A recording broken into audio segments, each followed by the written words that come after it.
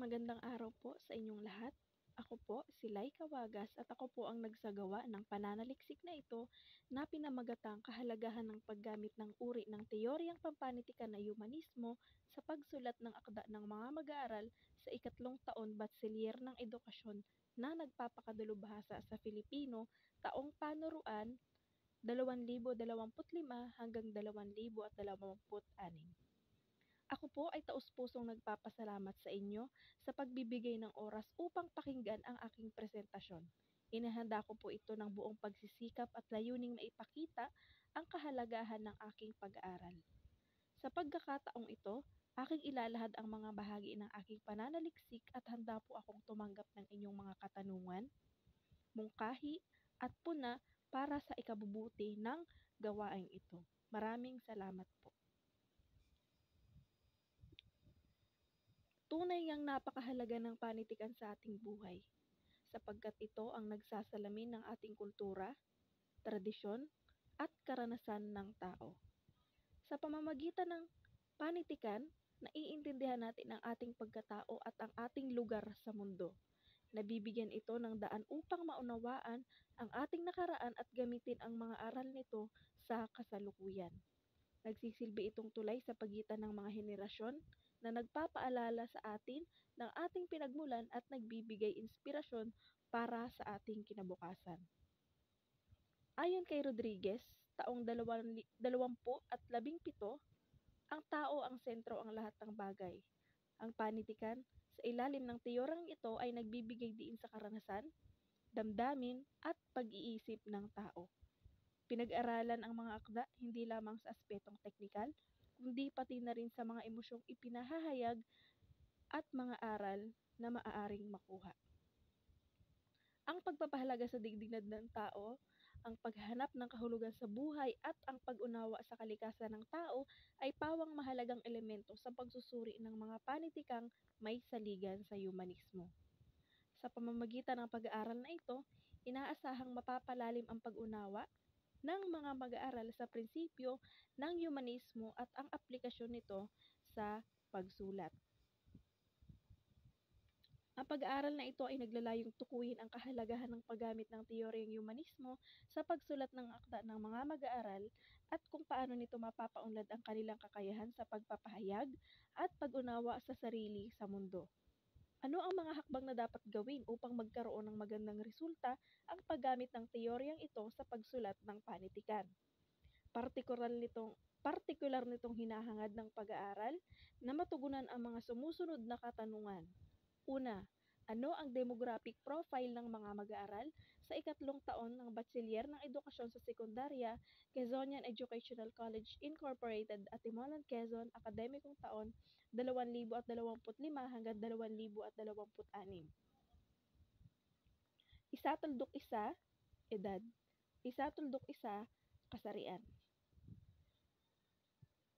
Ano ang kahalagahan ng paggamit ng uri ng teoryang pampanitikan na humanismo sa pagsulat ng akda ng mga mag-aaral na nasa ikatlong taon Batsilyer ng Edukasyon sa Sekundarya Filipino ng Quezonian Educational College Incorporated batay sa 2.1, ugnayan ng pagbasa at pagsulat, 2.2, proseso ng pagsulat, 2.3, aktwal na pagsulat, 2.4, pagsasapinal ng pagsulat. Ano ang may pinakamataas na kahalagahan ng paggamit ng uri ng teoryang pampanitikan ng humanismo sa pagsulat ng akda ng mga mag-aaral ayon sa mga mag-aaral ng ikatlong taon ng Batsilyer ng Edukasyon sa Sekundarya sa Quezonian Educational College Incorporated, Atimonan, Quezon, akademikong taon 2025 hanggang 2026. Ano ang may pinakamababang kahalagahan ng paggamit ng uri ng teoryang pampanitikan na humanismo sa pagsulat ng akda ng mga mag-aaral ng ikatlong taon ng Batsilyer ng Edukasyon sa Sekundarya na nagpapakadalubhasa sa Filipino sa Quezonian Educational College Incorporated, Atimonan, Quezon, akademikong taon 2025 hanggang 2026.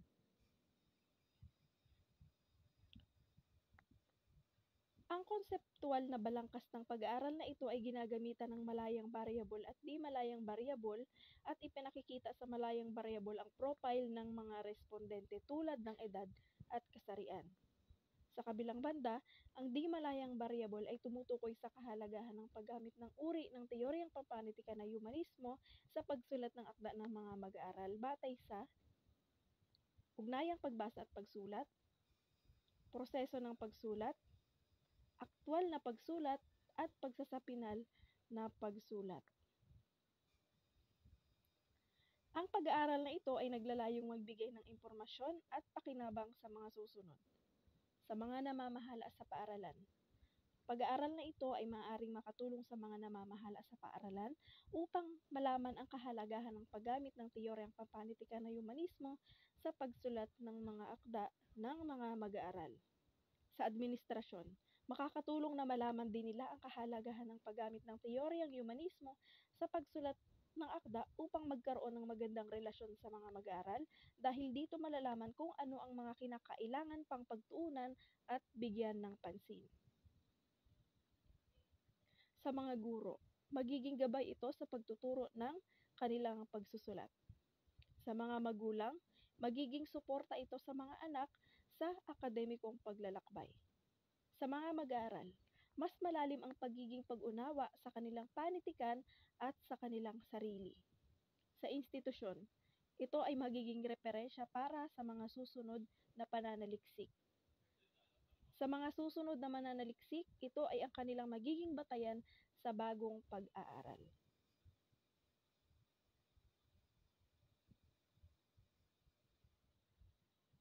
Metodolohiya.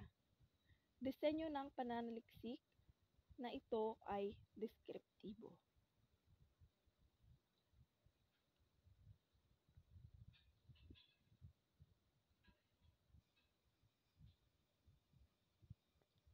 Ang mananaliksik ay gumamit ng deskriptibong pamamaraan dahil sa tumatalakay ito sa kung ano ang aktwal na umiiral sa kasalukuyang kalagayan ng gawi at sitwasyon ng pangyayari. Kasangkapan ng pangangalap ng datos at paraan sa pangangalap ng datos. Metodo ng pangangalap sa sekundaryang datos. B. Tuldok 1, tuldok 1. Pananaliksik sa silid-aralan. Sa silid-aklatan. Ang mananaliksik ay nagsagawa ng pananaliksik sa aklatan ng Quezonian Educational College Incorporated at Timonan, Quezon upang humanap ng mga artikulo sa kanyang mga paksa na may pahintulot ni Ginang Marites V. Panal upang matiyak ang kanyang pag-aaral sa pananaliksik. Sinuri niya ang kaugnay sa thesis upang makakuha ng pananaw tungkol sa mga estilo ng pananaliksik at kaugnay para sa paksa. Hindi naging sapat ang isang araw ng mananaliksik upang muling magsaliksik para sa kaniyang pag-aaral. Minabuti ng mananaliksik ang kanyang paghahanap upang makakuha ng tamang impormasyon na may kaugnay sa kanyang pag-aaral. Hindi nabigo ang mananaliksik dahil matagumpay siyang nakakuha ng mga ilang impormasyon na maaari niyang gamitin bilang referensya sa kanyang pag-aaral. B. Tuldok 1, tuldok 2. Pananaliksik sa elektronikong silid-aralan.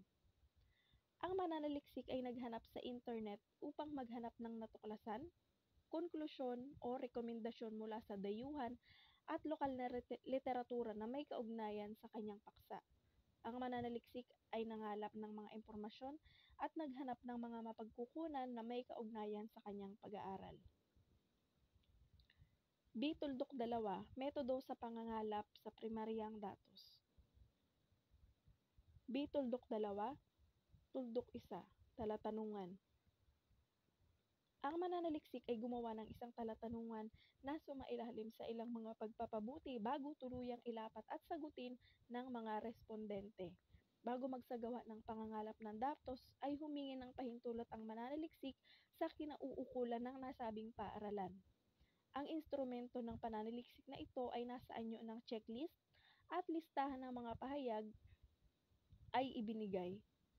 Sinuri ng mga respondente ang kanilang mga sagot mula sa ibinigay na listahan ng mga pahayag patungkol sa kahalagahan ng paggamit ng uri ng teoryang pampanitikan na humanismo sa pagsulat ng akda ng mga mag-aaral sa ika-4 na taon ng BISED Filipino ng Quezonian Educational College Incorporated taong panuruan 2024 hanggang 2025.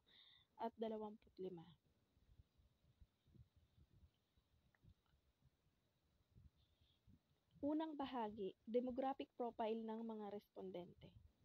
Ikalawang bahagi, kahalagahan ng paggamit ng uri ng teoryang pampanitikan na humanismo sa pagsulat ng akda ng mga mag-aaral sa ikatlong taon ng BESED Filipino ng Quezonian Educational College Incorporated, taong panuruan 2025 hanggang 2026 sa aspeto ng ugnayang pagbasa at pagsulat, proseso ng pagsulat, aktwal na pagsulat at pagsasapinal ng pagsulat.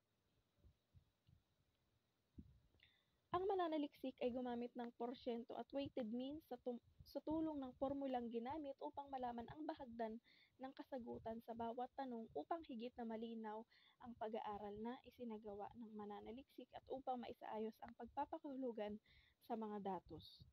Sa pagbibigay ng kahulugan sa demographic profile, ginamit ng mananaliksik ang formula ng pamamahagi ng porsyento, kung saan ang P ay porsyento o bahagdan, F or bilang ng mga tumugon, N kabuoang bilang ng mga respondente, at 100 bilang constant multiplier.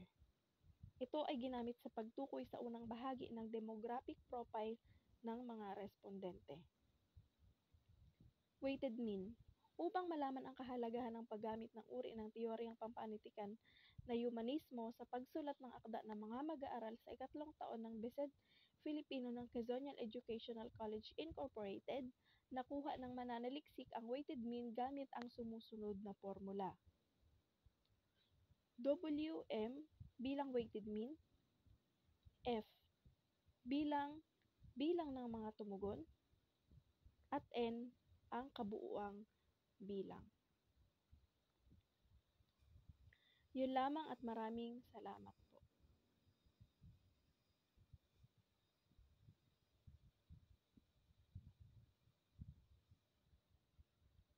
Ano ang research gap ng iyong pananaliksik? Ang research gap ng pananaliksik na ito ay ang kakulangan ng pag-aaral na nakatuon sa aktwal na aplikasyon ng teoryang pampanitikan na humanismo sa proseso ng pagsulat ng akda ng mga mag-aaral sa antas ng tersyarya.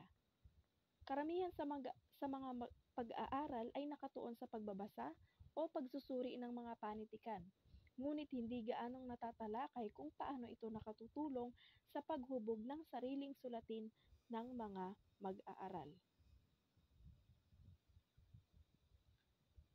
Paanong ang rekomendasyong mabubuo mo ay kapaki-pakinabang sa totoong buhay? Ang mga rekomendasyong mabubuo sa pananaliksik ay magiging kapaki-pakinabang dahil matutulungan nito ang mga guro at tagapamahala ng paaralan na gamitin ang humanismo bilang mabisang lapit sa pagtuturo ng pagsulat. Sa pamamagitan nito, maitataguyod ang mga malalim na pag-unawa sa damdamin at karanasan ng tao na mahalaga sa pakikipag-ugnayan at empatya sa tunay na buhay. Ano ang dahilan bakit ito ang iyong paksang napili? Pinili ko ang paksang ito dahil naniniwala ako na ang humanismo bilang teoryang pampanitikan ay may malaking ambag sa pagpapalalim ng pag-unawa ng mga mag-aaral sa sarili, sa lipunan at sa proseso ng malikhaing pagsulat. Ang pagsulat gamit ang humanistikong pananaw ay hindi lamang intelektual na gawain kundi emosyonal at personal din. Paano mo masisiguro ang balidad at realidad ng datos na iyong makukuha? Siniguro ng mananaliksik ang balidad ng datos sa pamamagitan ng pagbuo ng mga talatanungan na sinuri muna at inaprobahan ng tagapayo ng thesis at isinagawa lamang ang mga napiling lehitmong respondente. Ang reliability ay sinigurado sa pamamagitan ng paggamit ng pare-parehong pamamaraan ng pamahagi at pagkuha ng datos. Gayon din ang paggamit ng statistical na pagsusuri tulad ng weighted mean at porsyento upang maging tiyak at valid ang resulta. Paano mo pipiliin ang iyong mga respondente? Bakit sila ang pipiliin at ano ang pamantayan ng iyong pagpili sa mga respondente? Pinili ng mananaliksik ang 30 respondente mula sa ikatlong taon ng BESED Filipino. Tig-10 mula sa mga seksyon 3A, 3B at 3C. Sila ang napiling respondente dahil sila ay aktibong kumukuha ng kursong Filipino at may sapat ng kaalaman sa panitikan at pagsulat. Ang pamantayan ng pagpili ay enrollment sa kursong Filipino at pagiging kasalukuyang mag-aaral sa ikatlong taon upang matiyak ang kaugnayan nila sa paksa. Ano ang naging batayan mo upang buuhin ang iyong talatanungan? Ang naging batayan ko ay ang mga layunin ng pag-aaral, partikular na ang mga aspeto ng ugnayan ng pagbasa at pagsulat, proseso ng pagsulat, aktwal na pagsulat, at pagsasapinal na pagsulat. Ginamit ko rin ang mga naunang kaugnay ng pag-aaral at literatura upang matiyak na ang bawat tanong ay tumutukoy sa mga konseptong may kinalaman sa teoryang humanismo. Paano ka pumili ng literatura at pag-aaral? Pumili ako ng literatura sa pamamagitan ng pananaliksik sa silid-aklatan at elektronikong silid-aklatan, batay sa kawastuhan, kredibilidad at kaugnay sa paksa. Isinama ko ang parehong lokal at dayuhang literatura at pag-aaral upang magkaroon ng malawak na perspektiba at mas mapalalim ang diskurso tungkol sa humanismo sa panitikan at edukasyon. Ipaliwanag mo kung paano mo bibigyang interpretasyon ang mga datos. Gagamit ako ng deskriptibong istatistikal na pagsusuri, partikular na rito ang porsyento at weighted mean upang masukat ang antas ng kasunduan ng mga respondente. Sa bawat pahayag mula sa mga datos, gagawa ako ng interpretasyon kung saan tukoy ang mga bahaging pinakamahalaga at pinakamababa ang kahalagahan sa paggamit ng humanismo sa pagsusulat. Gagamitin ang mga resulta upang makabuo ng konklusyon at rekomendasyon na tumutugon sa mga layunin ng pag-aaral. Yun lamang po at maraming salamat.